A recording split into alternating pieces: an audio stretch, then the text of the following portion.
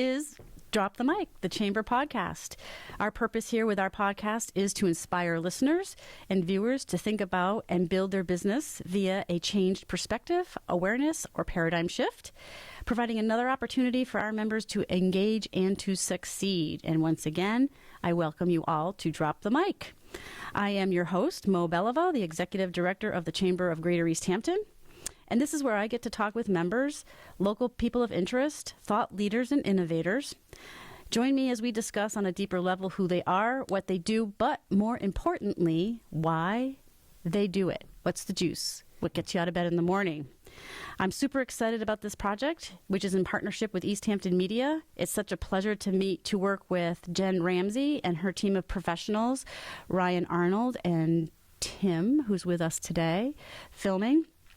And it's really, really an exciting partnership. So I thank them. And we're on episode 2. And our guest of the day, welcome, PhilPallante of La Veracruzana. Hi, neighbor. How are you? I'm doing well this morning, thank you. Excellent, excellent. Excited to be here with you. So if you don't know Phil and his wife Sunya are the owners of La Veracruzana, which there are now 3 locations, and their newest location here in East Hampton, which is the largest of the 3, Northampton, Amherst, and East Hampton. Yeah. And to get us going with our conversation, I have a burning question, Phil. And that burning question is, as a restaurateur, when you're not in one of your 3 locations, out of all of the local restaurants, where do you like to go, and what is your go-to meal? Boy, that's a good question. I think for so many years, over probably a couple different moves, it would probably be moves on their part would be Molino's Trattoria and the Linguine Salsiccia. Oh. It just brings back a lot of memories as a kid, how my mom used to cook with some of my grandmother's recipes. Yum. Yeah. So for those of us who don't know your story, perhaps you can just kind of bring us up to speed. So you mentioned that you're a transplant. Transplanted from where? Sure. Yeah, I grew up right outside of Cleveland, Ohio, in a town called Euclid, and came out here when I was 19 years old. So in retrospect, as far as age goes, I'm a full-time New Englander, obviously, right. Now after the 40-plus years or so out here. So for the brief time that I have known you, and we continue to learn about each other, it seems to me that you and Sunya are kind of like serial entrepreneurs. So give me a little bit of a history as to what have you been doing up until this point. Sure. A little bit of who you are, perhaps maybe a little bit about who Sunya is. And I would love to know how you came upon to be La Veracruzana. Yeah, that's a long story for sure. The La Veracruzana part, but I think as far as the whole entrepreneurial aspect of life, I'm very blessed to be in a relationship and a marriage that one kind of drives the other with different driving forces, I think, behind each particular one.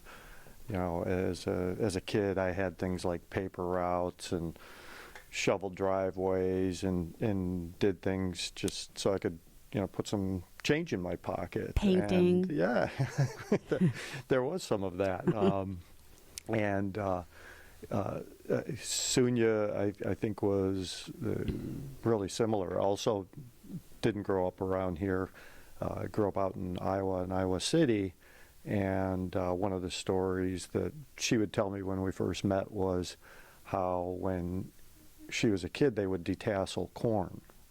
So they basically rode around the cornfields in these buckets that were hanging off the trucks, detasseling the corn so the corn would, produce produce its fruits. Mm-hmm. And it wasn't long before Sunya would go so fast and have so much command of people around her that the field owners and the farmers had her in charge of the different teams. So Born leader. yeah, definitely. Nice. Yeah.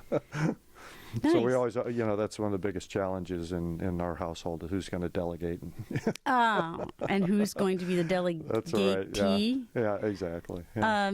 So how long ago did you come upon La Veracruzana? How long has that been under your purview?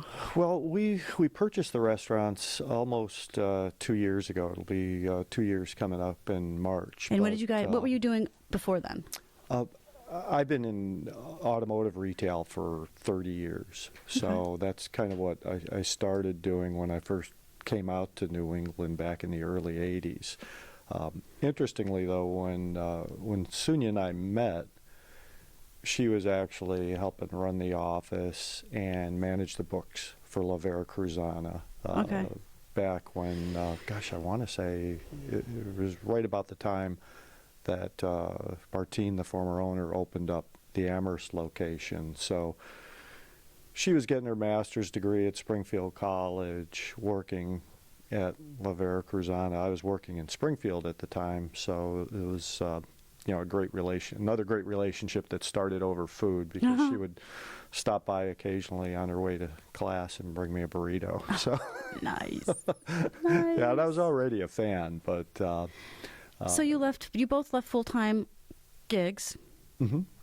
And so then you purchased, Yes. thought about purchasing.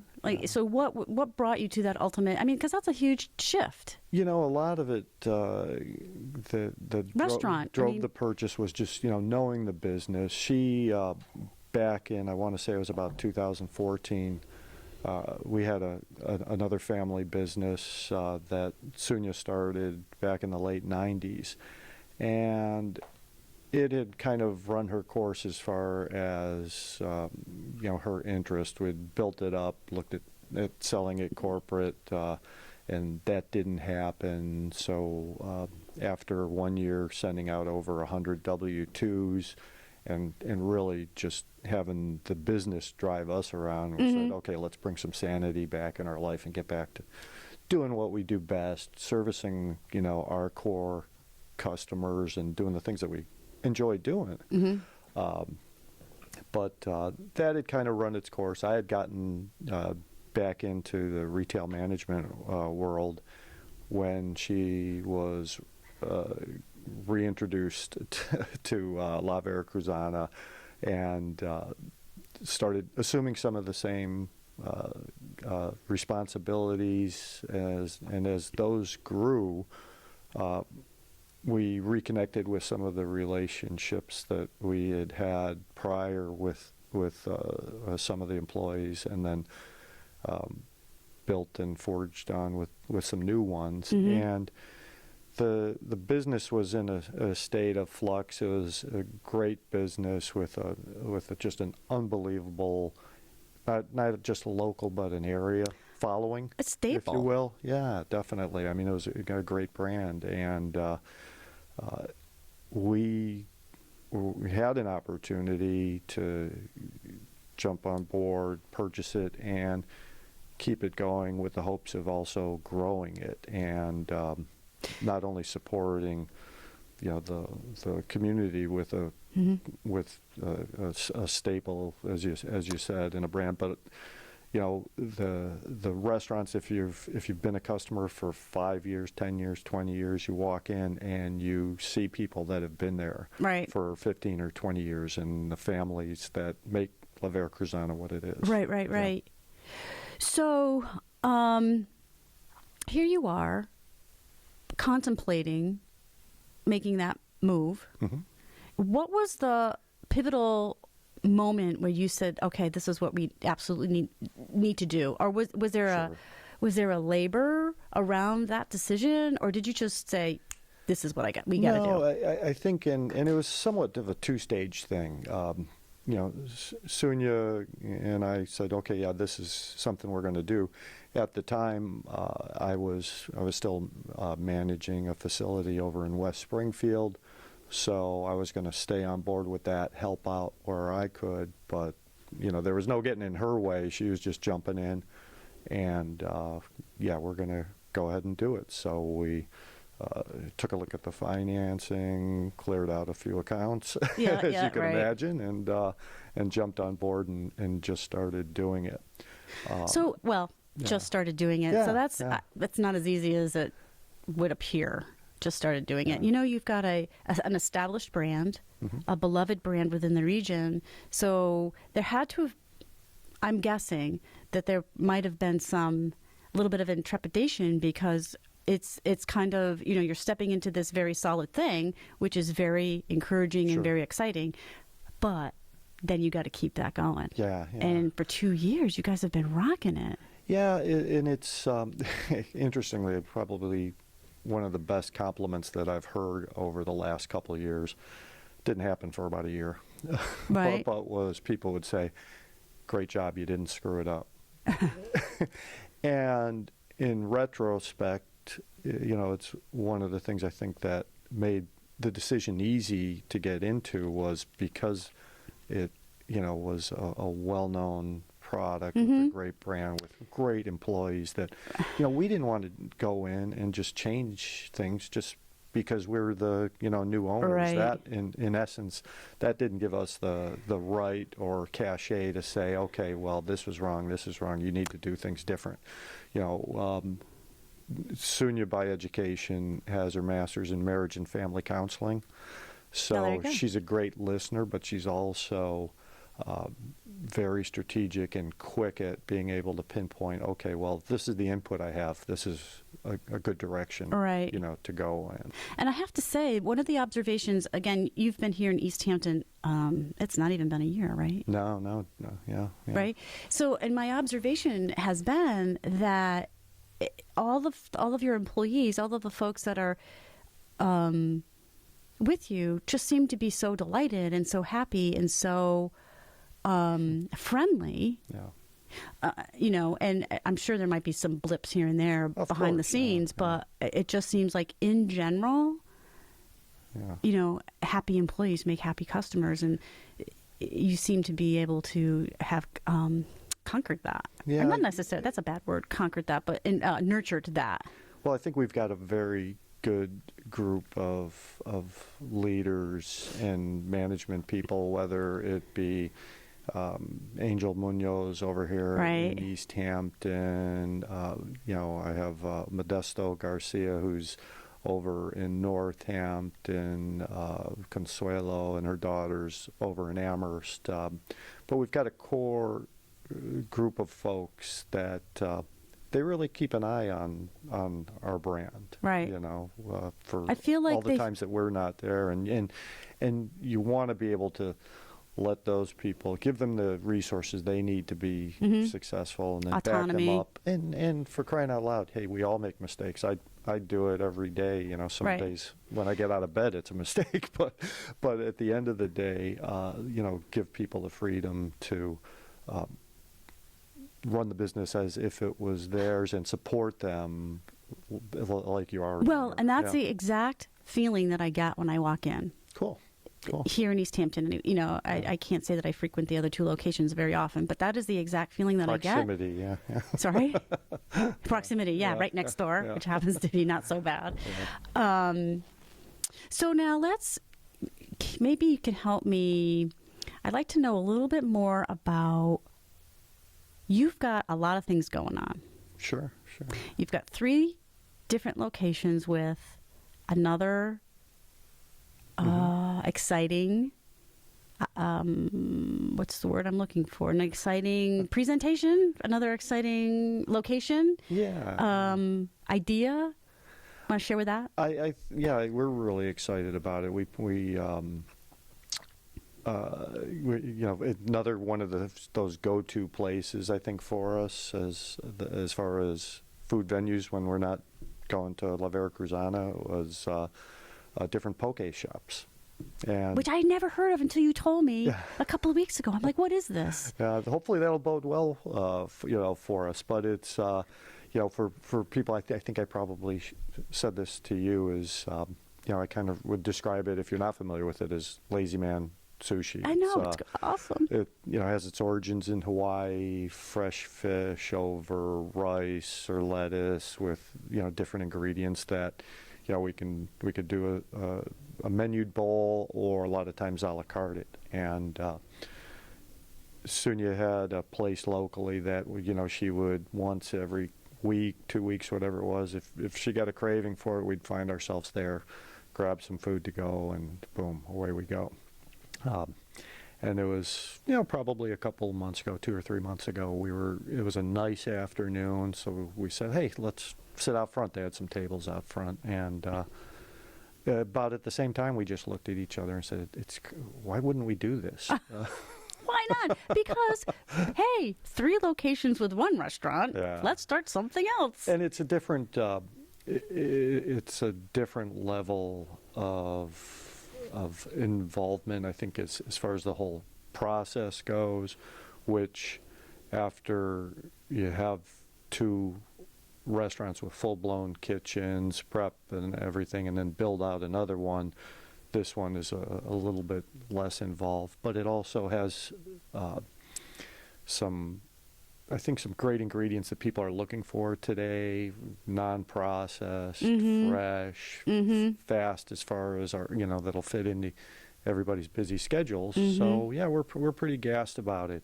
We, at the same time, we kind of, who was it? I think Harry Callahan said, hey, a man's got to know his limitations. Right. So we are partnering up with a couple local folks that we're very fond of. Oh, okay, the Locks, interesting. Juliet and Keith Locke, and we're going to get together and have different assignments of who's going to do what. But yeah, we're really excited about opening up our first one anyhow in East Hampton. All right, I know, Yeah. right down the street. That's going to be awesome. Yeah. So now you have, so you have your 3 original La Veracruzana. You've got your new enterprise coming down the street, and you have a family. Yeah. So how do you and Sunya manage to always be so pleasant, always be smiling? Whenever I have a question, you get back to me. It's not like it gets forgotten. And I'm not the only one asking you questions or looking for your time or whatever. So how do you balance all of that? I think at the end of the day, it's How just old are your about kids? getting stuff done. I have 2 teenagers. Okay. Okay, so they're somewhat somewhat autonomous. I think as far as just attitude and how you approach it, before we started filming, you had mentioned that, you're, just generally every day when you get out of bed, you're a happy person. And I think, that is, in my DNA. Certainly it's in Sunya's DNA. I think I have, when it comes to parenting, I've learned so much from her, because it's easy as an employer, as a manager, as a leader, as a parent, to just say no. How do you find ways to say yes, especially when it's something that you can find a way to make that yes a great life experience, a good work experience, a learning experience, any of those things. And sometimes you have to pull in on the reins a little bit to change the direction things are going in. But at the end of the day, how do you do that? I think perspective wise, you don't have to look too far to see people who are not as fortunate in life, who don't have the blessings that you have. And when I say you, I'm talking about myself personally. That's what really shapes my perspective. I hear you. Perspective is a big deal. Yeah. When you think you're having a bad day. Yeah. Just look around. Yeah. Yeah. I grew up in a family with 5 kids, and an older brother and older sister, and then 2 younger brothers. And my youngest brother, was born with Down syndrome. And as a kid growing up, it hit me pretty early that, geez, Phil, you got it pretty good. So, not that you don't have a bad day or get in a funk occasionally, but again, you don't have to look too far. And, in retrospect, it's so interesting to me, and it's such a life lesson that I took away and learned so much more from my brother Christopher than he could have ever, learned from me. What do you think the biggest lesson that he taught you was? To appreciate, the gifts that I have, to love people, unconditionally, to try to smile more, and not discount what being a positive influence can be for people, because you never know, you know what your days look like, but you never know what that person that's sitting across the table from you has been through, and and just a little bit of caring, a little bit of compassion, a little bit of interest might be all that you need to make a difference in your day. And at the end of the day, I truly believe we're here for each other. Right. I think that's a really huge lesson. I find myself, when I'm running or exercises, and I'm not a runner, I'm a walk runner, but when I'm running, I've seen you run. when I'm running, to my next meeting. Yeah. No, you were doing it athletically. Oh, geez. Well, anyways, but I'd say to myself, Mo, if you need to walk, then you need to walk. Nobody knows how many miles you've already ran. No. And I try to remember that, and I don't always succeed. I'm not a perfect human being, but I really do try. Yeah, which one of us are, right? To say, look, you don't know how many miles that person has walked in those shoes. You don't know any of that. So I really, again, I don't always succeed, and I find myself and I catch myself, but I try not to prejudge. Yeah. That just leads to not good things. Yeah, and I think as you've been around a little bit longer, like maybe you and I can, in retrospect, say, it's so much about the timing of that opportunity, because I've had so many years of my life where I didn't get it until it was too late to do something about it, and by the grace of being around for a few extra years, I'm getting better at that. I don't think I've gotten there yet, but Well, the other thing, the flip side of that too, though, I think, Phil, is that if we had it all figured out, then what's the point? Yeah. What are you doing? We could run the world, yeah. Right? Well, then what? Right. So, I'm curious to know, do you in the morning just hop out of bed and say, what's going to happen today? What's your juice? What gets you? I just envision that's what happens, and I could be completely wrong, but does that happen for you?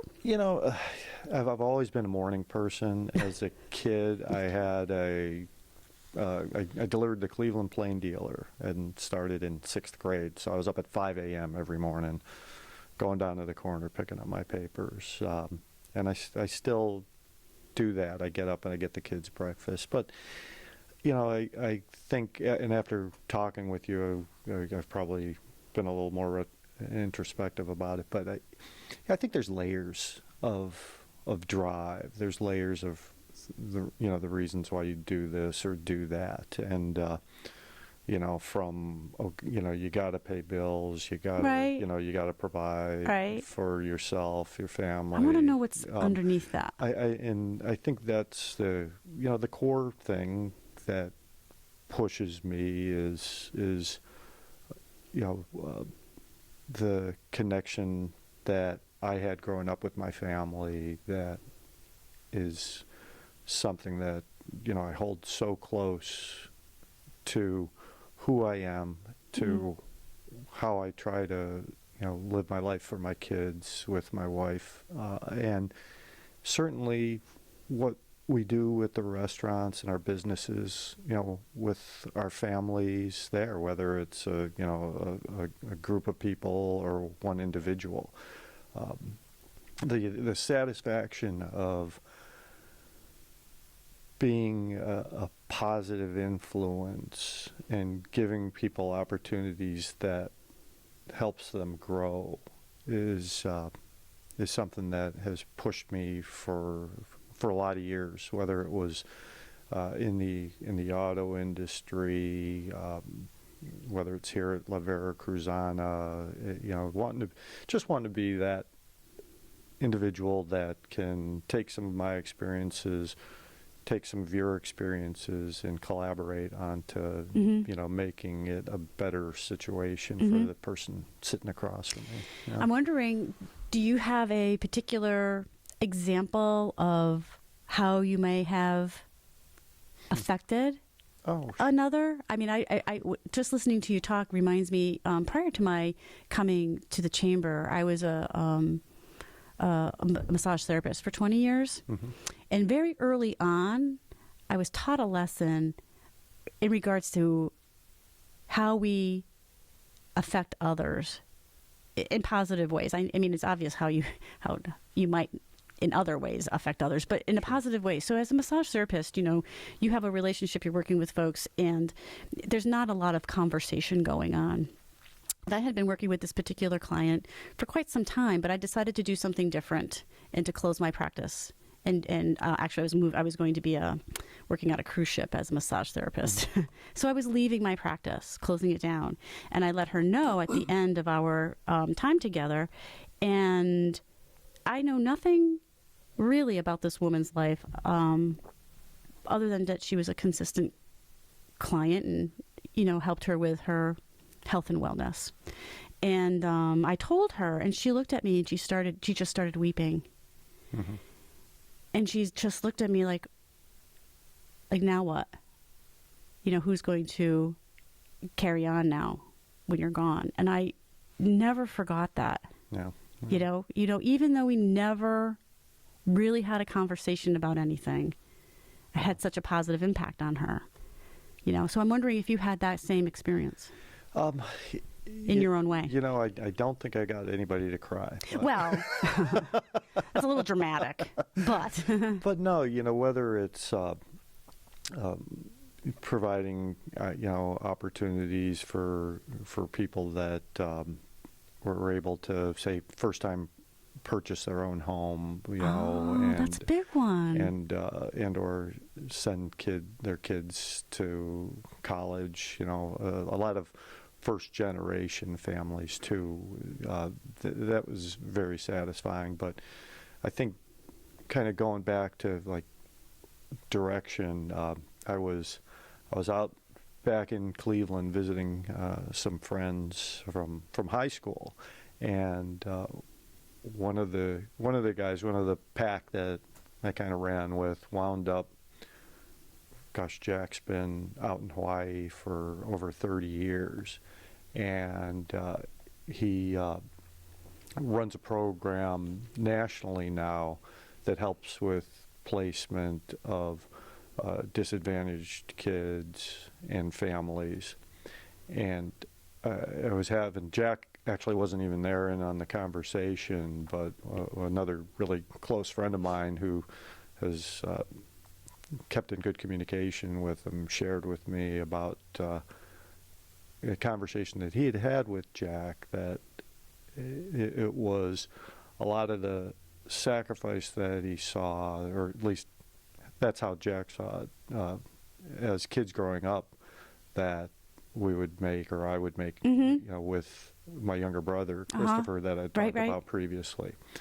And it was pretty profound because as I was taught by my parents, and I think has become part of my DNA, it's not really a sacrifice to do things for, gosh, it should be pretty easy to do things for people you love. Acts of kindness. Yes. That was a pretty profound moment. And I think on the bigger picture, it's for me, I try to find ways to say, okay, well, how do you do those sacrifice, whether it's just stopping in traffic and waving somebody through of people that you don't know, you know. Yeah, so, Right. yeah. So getting back to your business and entrepreneurial experience, and it, you know, if it doesn't, when I think about it, you've had these restaurants for a couple of years, so it's still kind of fresh. Sure. But it doesn't really. When I talk to you, when I watch the two of you in action, it doesn't seem like you seem like you've been in this groove for a while. You know, like you've got this thing going on and you've got it down. Yeah. So I'm not sure if this might be a premature question, but what do you wish you had known when you started out? When we started out with Love Veracruzana? Yeah. That is a good question. What do I wish I had known? Well, a lot of things on the P&Ls. Right. No, you know. And that's a whole jungle, isn't it? Oh, it can be. Yeah, yeah. No, I think knowing more about the food industry and, you know, what drives the food industry probably would have been better for me. Again, it was kind of a two-part jump where I, for the first year or so, I maintained my quote-unquote day job. When we purchased the restaurants, we were also able to purchase a full liquor license for the Northampton location, and Sunya's a teetotaler. So that's new for them. Yeah, yeah. Wow. Well, it was new when we purchased it. Right. But They had just beer and wine. just beer and wine Yep. and seasonal from April 1st through December 31st. So, and Sunya's not as familiar with it. She's never really drank much, so I kind of helped out there because Was that your area? I'm a of little bit more expertise? familiar.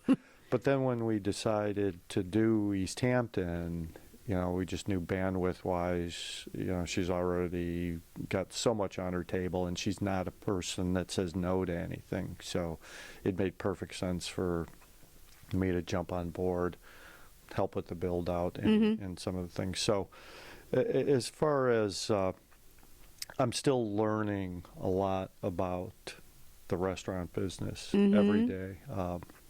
I think I tend to, you know, like most people I would guess, is just kind of fall back on, you know, some of my ability to cajole and lead and jump in there and work with people. Right. You know, As good leaders do. yeah, you know, it's one of the great things that Sunya did. We've got a 17-year-old at home that is hands down, he's phenomenal at the business, and it's what I hear from strangers. Right. Oh, you know, the other night I was sitting at the bar. Hey, was that your kid? You know, then they found out that I was one of the owners. Was that your kid that was working on da-da-da night? And I'm like, yeah, that was Alex. Nice. And but the first job that he had was go in the back and wash dishes. Yeah, right. Take care of, you know, if this person needs something, get it for her. Nice. If this person needs something, get it for him. Great. And, you know, we were probably a month or 2 months into having opened East Hampton, and he's a bright kid. We wanted to do a labor analysis just because, oh gosh, you know, we know we're staffing heavy in East Hampton just because we don't know exactly what we're going to see. Right. So he's a good numbers kid, and he's great at the register. Sweet. Knows how things move around within the business.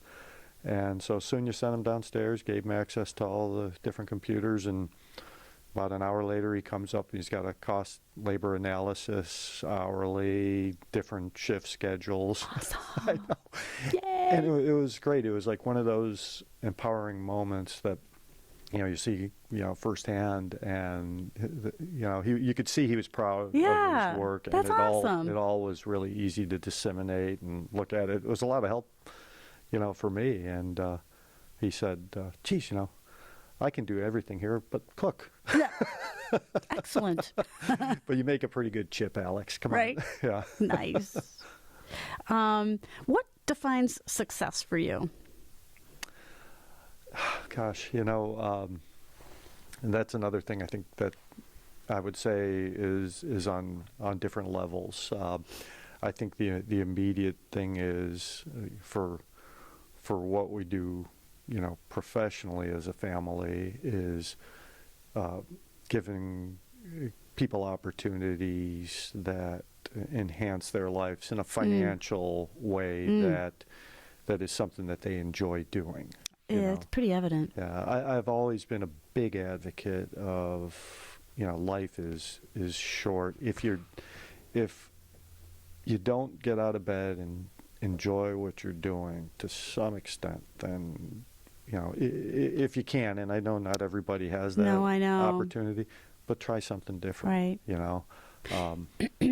And and again, hey, everybody can have a bad day. Believe me, I have my share of them. But if you really don't enjoy doing what you're doing, then, let's reinvent who you are. Right. And gosh knows, right. I've done a couple over the years. Well, myself included. Yeah. So, we're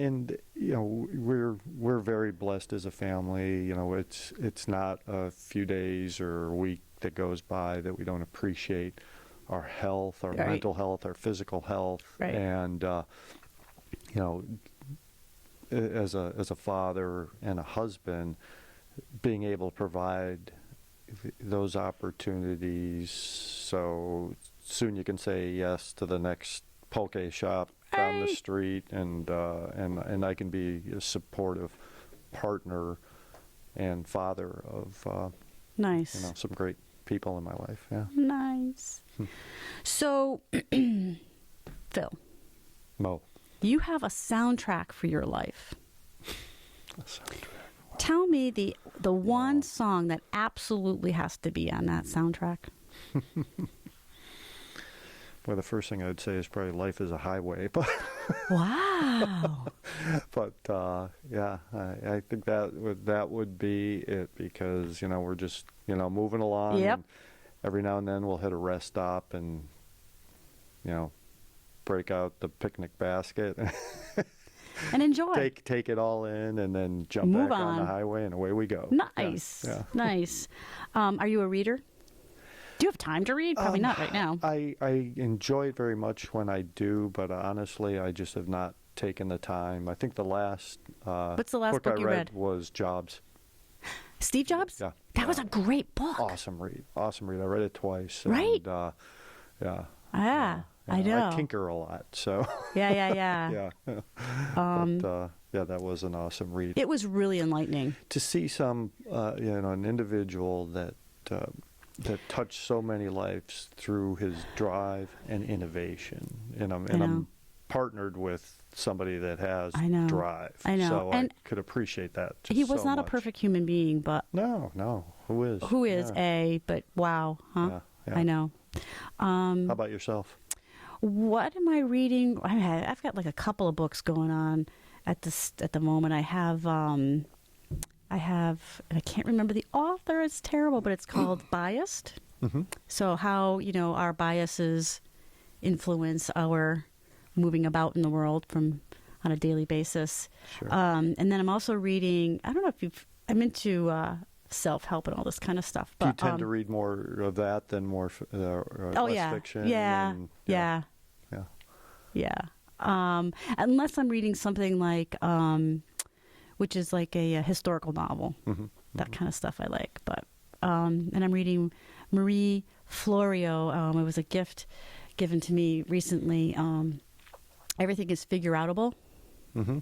Neat. Which has kind of been my motto, you know. That's like Sunya's motto: how to say yes. Yeah. Everything's figure-outable. If I don't know the answer, I'll figure it. Sure. I'll get it eventually. And that's a great, I think, way to approach things. I always, as when I was in retail management, is, you're working with people every day. There's going to be a lot of people that come in that are going to ask you things that you don't know.